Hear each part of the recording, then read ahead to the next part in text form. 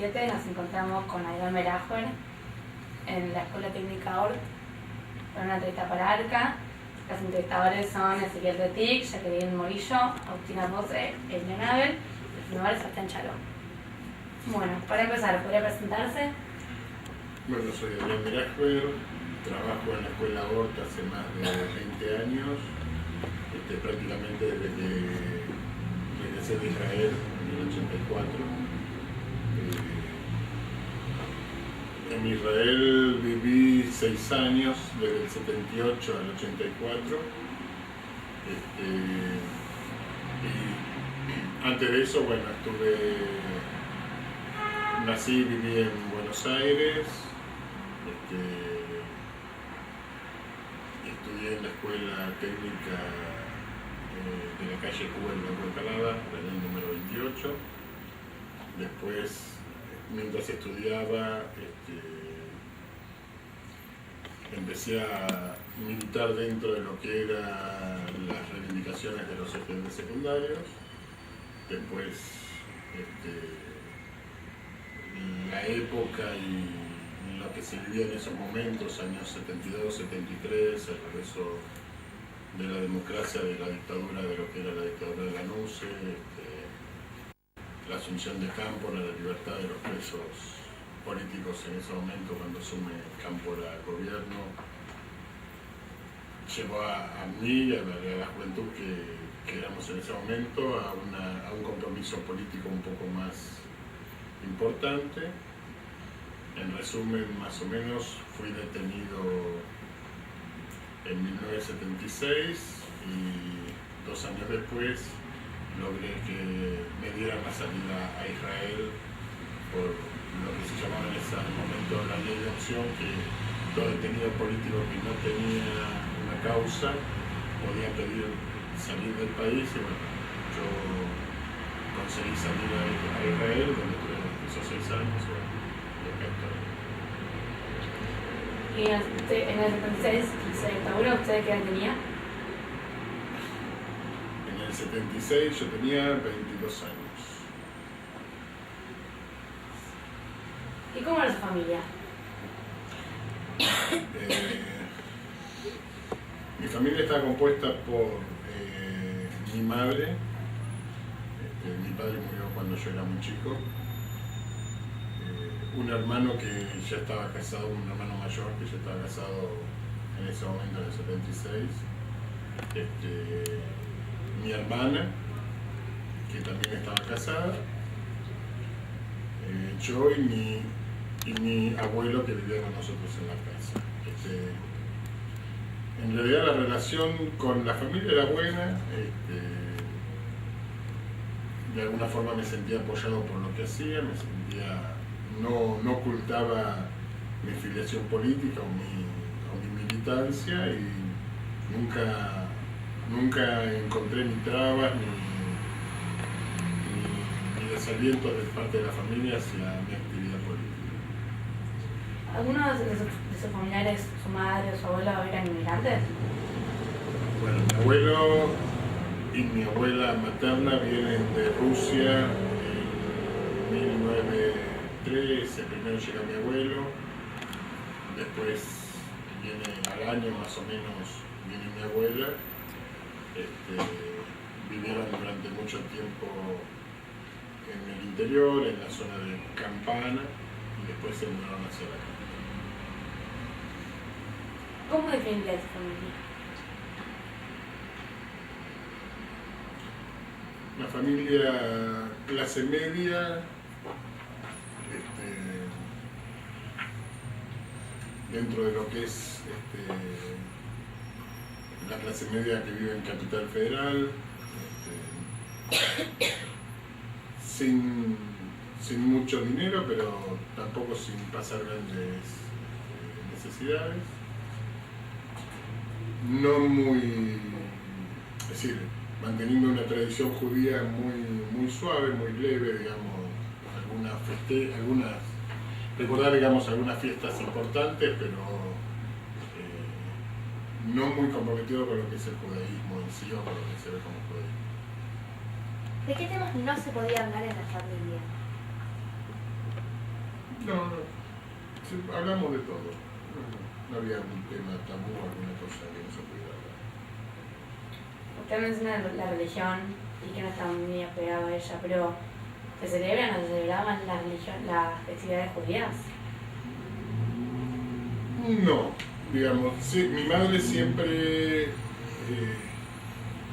no fue a trabajar en Yom Kippur o en Rosh Hashanah, o nosotros no íbamos a la escuela en Yom Kippur y Rosh Hashanah, no como un tema religioso, sino como un tema de identificación, digamos.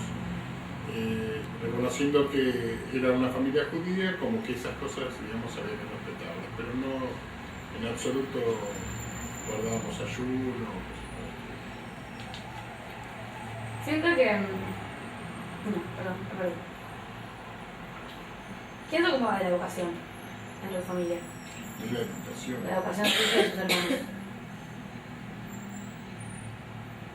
Y nosotros de chicos vivíamos en un departamento y en el segundo piso vivían mis abuelos y estaban mucho con nosotros. Yo creo que gran parte de la niñez, gran parte de las cosas que uno va aprendiendo, las aprendí con mi madre, que en los tiempos que ella estaba en casa, porque trabajaba bastante, compartíamos cosas, y gran parte con mis abuelos.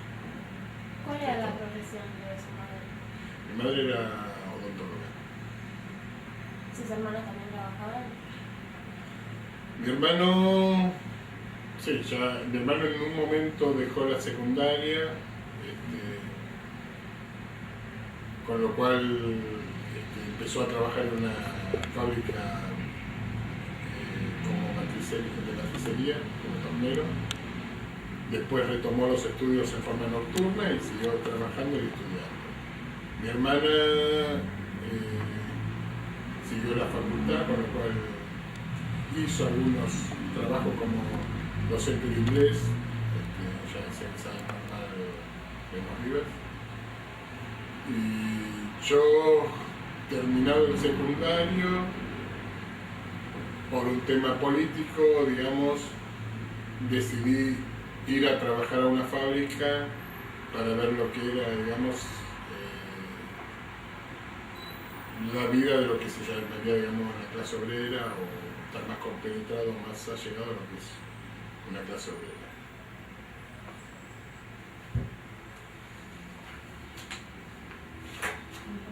¿A qué escuela acudió usted? Estudié en la escuela, se llama República Francesa, que es en Cuba y Blanco, en Canadá, la del número 27. ¿Ahí participaban otros estudiantes o...?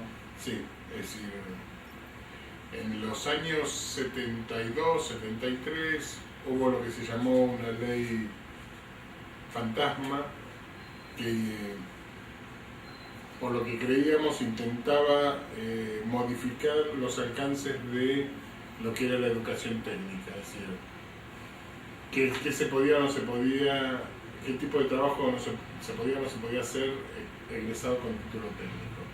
Por ahí lo más significativo o lo más ejemplificador sería que por ahí un maestro mayor de obra, que es un título secundario, no podía edificar la misma cantidad de pisos que lo que podía hacer en ese momento. Ante esas cosas, digamos, hubo un movimiento en la escuela secundaria técnica que en general,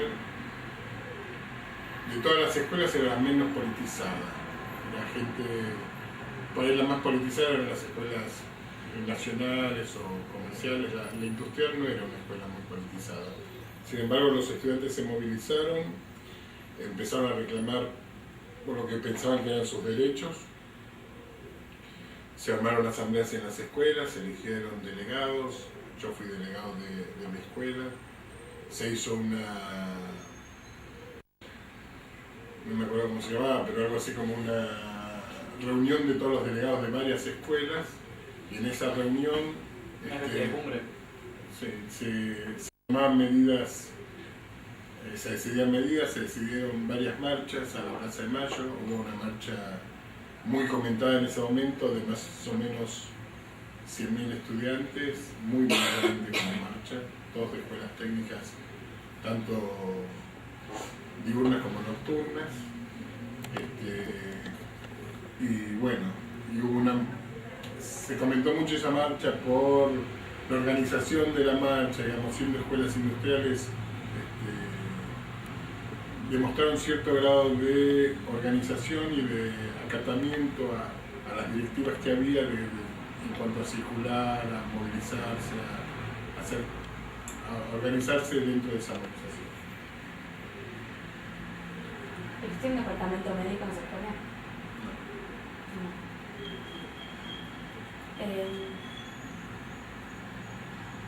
¿Las mujeres también tenían interés por los desarrollos políticos que se generaban en el colegio? Mira, en la escuela industrial donde yo fui, éramos 1000 alumnos, 2 chicas. Nuestro dicho era: todo bicho que camina va a parar el industrial, más o menos. Pero, bueno, no había carreras en el industrial como hay ahora, que es informática y otras cosas que dieron interés a las chicas por seguir un industrial, no era lo común.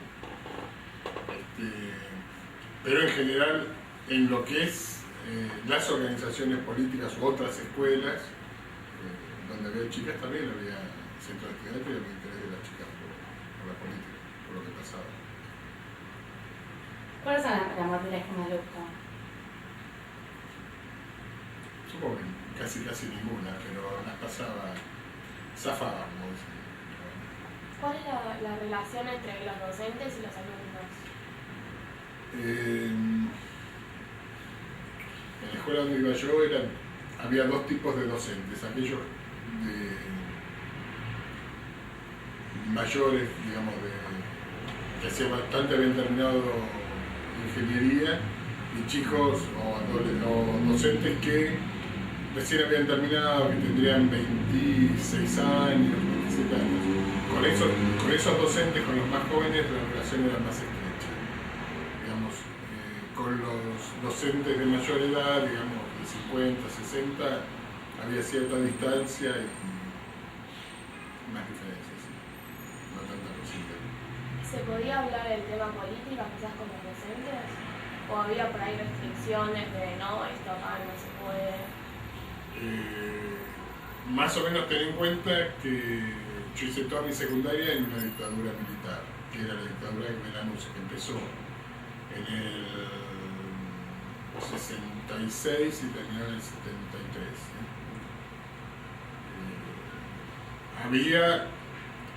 Era una dictadura a lo que se ve hoy en día, lo que fue la dictadura de Videla era una dicta blanda, se puede decir. La gente podía caer presa o ser detenida, pero no existían los desaparecidos, no existían los fusilados, no existían ese tipo de cosas que conocimos después. Era una dictadura que si te agarraba con el pelo largo te pasaba una maquinita cero para raparte, o si te agarraba a las mujeres con pantalones se los rompía para que no lo puedan usar en las comisarías, como dice la canción de Luis Pablo. Pero bueno, a comparación de lo que vino después, era cosa de chicos eso. En la escuela teníamos una materia que era algo así como el estudio de la Constitución, y siempre discutíamos que no tenía sentido estudiar la Constitución cuando cualquier militar la pisaba, la anulaba o la cambiaba. Y eso daba discusiones políticas en la escuela bastante, en la cual, bueno, muchos docentes defendían lo que era la dictadura militar en ese momento y gente que se quejaba, digamos, desde nuestro pequeño conocimiento de lo que era la política, siempre tuvimos algunas discusiones. Pero se permitía que se abiertamente el tema de la política y la dictadura. Digo, en la escuela. No era una cosa permitida. De todas formas, en el momento que te digo yo que fueron estas marchas y estas organizaciones del centro de estudiantes en la escuela, ya la dictadura se venía abajo, había un aire de cambios y era como que se había ablandado todo el tema de coerción de todo lo que sea libertad, ¿no? Entonces había un poco más de libertad. ¿Cómo es la relación de los padres con la escuela? ¿Había un tipo de relación o Casi no? nula. Yo calculo que es la misma que existe hoy en día en escuelas públicas con los padres, digamos. ¿Cómo era la escuela, la disciplina? O sea, en esa escuela. Bueno, era estricta, había uniforme, había que llegar con uniforme, si no se lo sancionaban, no te dejaban entrar. Había lo que se llamaba sectores, que eran los que tomaban lista, cuidaban, aplicaban las amonestaciones o mantenían la disciplina. Era bastante estricta. No se podía fumar. ¿Alguna anécdota o alguna picardía que quiera contar de la escuela secundaria?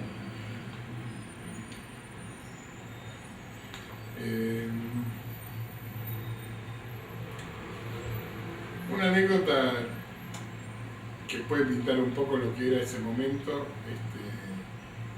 En un momento tomamos la escuela y nos quedamos dentro de la escuela las 24 horas durante 3 o 4 días. Por turnos, haciendo grupos se quedaban de noche, grupos viniendo a la mañana, nos íbamos tornando. Yo en esa época ya militaba y vino un padre para ver cómo estaba su hijo, que era de primer año. Yo ya estaba en quinto. Entonces los chicos me llamaron a mí, bueno, yo me presenté como el delegado de la escuela, nos llevé a recorrer, a mostrarles que la escuela estaba tomada pero tranquila, digamos. Había chicos que hasta limpiaron, barrían los pisos, digamos, hacíamos cosas que nunca se hicieron por la escuela. Impresionante. Y el padre me decía que él estaba preocupado por el hijo, y en un momento me dice que él es de los servicios secretos de, no sé, del gobierno, no sé, me dio un escalofrío, estaba hablando con un tipo así, ¿viste? En el cual uno se muestra como un militante, una cosa, y el tipo preocupado por el hijo de primer año siendo de la cana, ¿no? Esa es una de las cosas que me pasaba. ¿Qué diferencias puede encontrar usted en la educación durante los momentos de dictadura y una vez establecida la democracia? Bueno, evidentemente las democracias implican una mayor libertad en cuanto a la expresión y a la organización de alumnos. Se les permite mayor actividad por lo menos, o se les escucha por lo menos la opinión, o pueden demostrar que tienen una opinión propia y tratar de hacerse oír. En dictaduras, y sobre todo como la última, tenés el ejemplo de la noche de los lápices, que los chicos luchaban por un movimiento estudiantil y hay varios chicos que los mataron por eso, ¿no? Donde ni siquiera ni siquiera estar en contra de algo estructural, estaban por una cosa que parecería inocente, como pedir una rebaja en un boleto. Es decir, eso es motivo de secuestro y muerte para una dictadura. Teniendo en cuenta lo vivido en la dictadura anterior, ¿usted con qué ojos pudo ver a la nueva dictadura, por decirlo de alguna forma? Mira,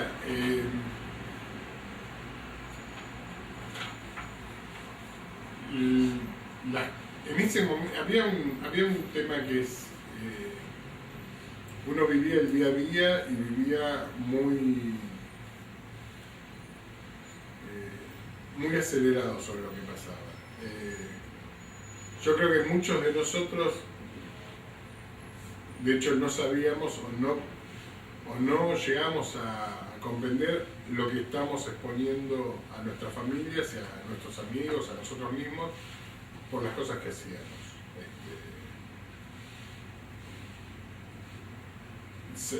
Es más, todo el tema de desaparecidos es algo que viene mucho después de la dictadura. La gente pensaba todavía en el 76, a varios meses de ya ver varios desaparecidos y secuestrados, que la gente que había sido llevada de su casa o detenida en la calle iba a aparecer, estaba presa en algún lado e iba a aparecer.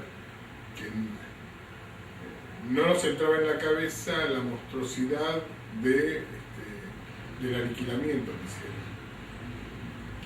Mi hermano fue secuestrado 3 meses antes que yo, en mayo del 76, junto con mi primo.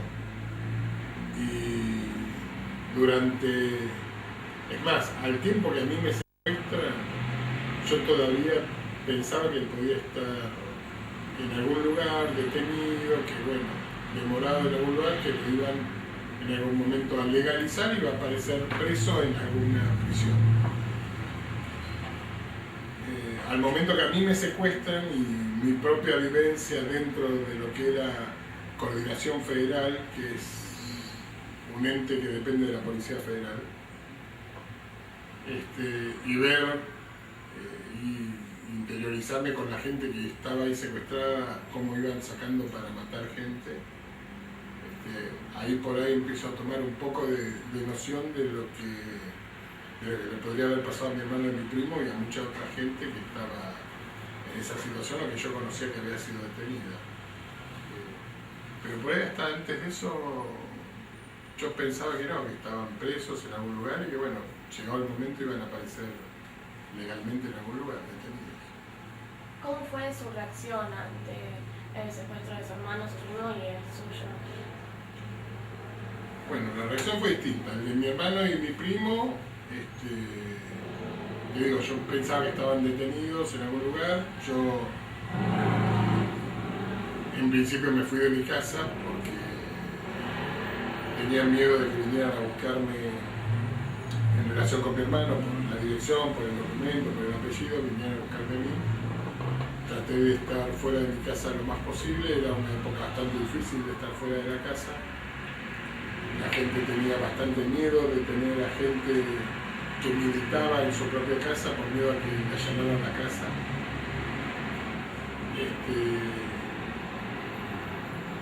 Pero no me cuestioné ni me planteé dejar de hacer lo que hacía, ni es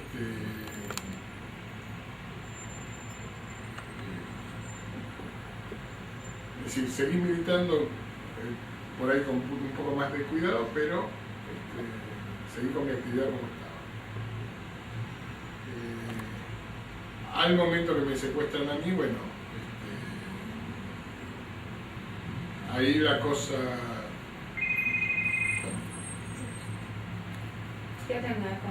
Vamos a cortar. Hola. Terminó, vamos a enterar el tema de los desaparecidos, cómo fue el cambio de todo. Bueno, dijimos que en el tema de mi hermano yo seguí militando.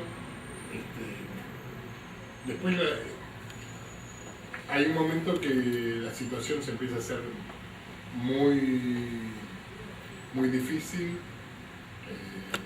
Hay mucha gente que tiene que irse de su casa porque alguien que la conocía ha caído preso, o alguien que conocía su identidad había caído preso, o algún familiar, con lo cual la militancia en sí se hace muy difícil y se empieza a notar como que es un riesgo ya el circular con materiales comprometidos por la calle, o hay muchas, lo que se llaman pinzas del ejército en colectivos o en las calles, gente que te paraban, estando en un bar, si había más de 2 o 3 personas, por ahí caía la policía y pedía documentos, con lo cual en ese momento, digamos, la dictadura se vuelve un poco difícil la militancia, es decir, hay que agudizar los sentidos, había que empezar a cuidarse mucho más. Eso más o menos. ¿Usted en qué grupo militaba en la época de dictadura? En un grupo de izquierda, en el Ejército Revolucionario del Pueblo. ¿Qué actividades ejercía durante su tiempo libre? Mira, yo trabajaba y militaba, así que la mayor parte del tiempo eran reuniones o pintadas. Es decir, mi vida giraba en relación a mi compromiso. Y en esas reuniones que usted dice que tenía con su grupo, ¿no había ese clima de miedo o de callarse cosas porque por ahí podía venir la policía o gente militar y quizás encontrarlos? Digamos, las reuniones se hacían en lugares de todo tipo, desde caminando por la calle para no estar en un bar, porque te dije que era peligroso permanecer en un bar. Es decir, reuniones de 2 personas, por ahí se hacían caminando en la calle, de más personas se hacían en alguna casa, de algún conocido o de algún allegado o de algún simpatizante. Estando en una casa era bastante seguro el tema, salvo que esa casa estuviera cantada o algo como se decía en ese momento, pero si no era tranquilo, no había miedo de que te escucharan o que te vinieran a buscar. Estaba el miedo de cuidarse en los movimientos y en la forma de no llamar la atención. Es decir, no ibas a meter 20 tipos en un departamentito porque los vecinos se iban a dar cuenta, algo podía pasar, alguien podía decir, bueno, aunque más no sea el portero. Pero bueno, mientras fueran movimientos parecidos a los normales o se cuidaba en ese aspecto, uno se sentía seguro. Hablando del miedo, usted fuera del partido nunca sintió miedo por lo que iba a pasar, o estaba preso por ahí. Mira, Por ejemplo, nunca dudó de para dejar de militar o por el miedo, por prisión, ¿no? Mira, lo que se dice miedo que te impida o te inmovilice, no. Miedo a que te maten, uno tiene siempre. Es decir, yo lo vivía en esa época como una cosa más de entrega a lo que yo creía que era justo. Había un sentimiento de que la posibilidad del cambio existía y que el cambio estaba muy cerca. Es decir, no era cuestión de muchas generaciones o de que lo vieran mis hijos o mis nietos, sino que existía la posibilidad de que lo viéramos nosotros mismos. Una mejora, un cambio, si querés, una revolución dentro de lo que se estaba viviendo como sociedad. Con lo cual uno trataba de entregar lo más posible para que esos tiempos se acortaran y que eso llegara. Con lo cual, hasta te podría decir que uno asumía la posibilidad de que lo mataran como una cosa más dentro de esa entrega hacia ese cambio que se necesitaba.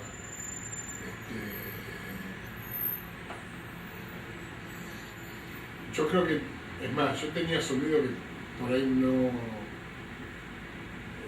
podría morir en algún momento y no era algo que me aterraba. Te puede dar miedo, te puede no gustar, pero lo otro era más grande. La necesidad de ese cambio, la necesidad de esa militancia, la necesidad de esa entrega para que esto cambie era más grande. Con el grupo que usted estaba, ¿hacían unas actividades además de reunirse? Sí, hacíamos pintadas, hacíamos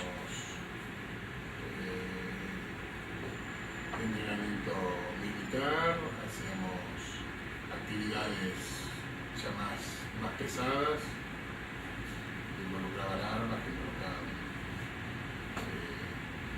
acciones militares. ¿Hubo algún enfrentamiento con algún grupo de derecha, por ejemplo, Tacuara o...? No estábamos en eso, no existía, salvo en alguna que otra movilización que he ido, yo que sé, a Plaza de Mayo, que hubo algún tipo de enfrentamientos, pero eran más movilizaciones a las que convocaba el peronismo, que había peronismo de izquierda, peronismo de derecha, y por ahí había algún momento de agresiones, pero en general no. Cuando había una movilización de izquierda al principio, digamos,